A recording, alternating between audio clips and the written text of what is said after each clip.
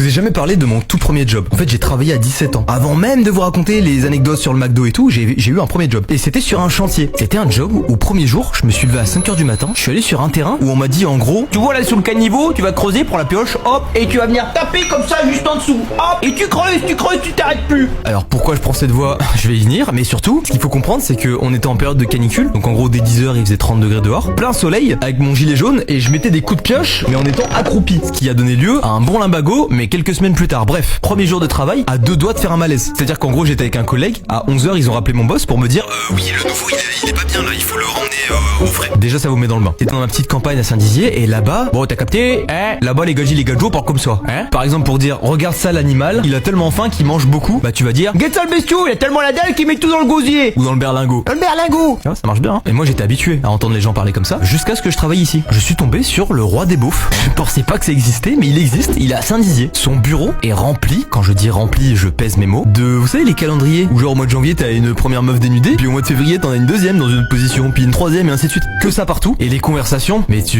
ne comprends pas ce qu'il te dit, il te donne des directives, tu ne comprends pas. Bon gamin, écoute-moi bien, je donne des directives là. Alors, tu prends la pioche, tu continues sur le talmar, quand t'as fini là-dedans, tu vas dire tu vas me voir et puis c'est fini.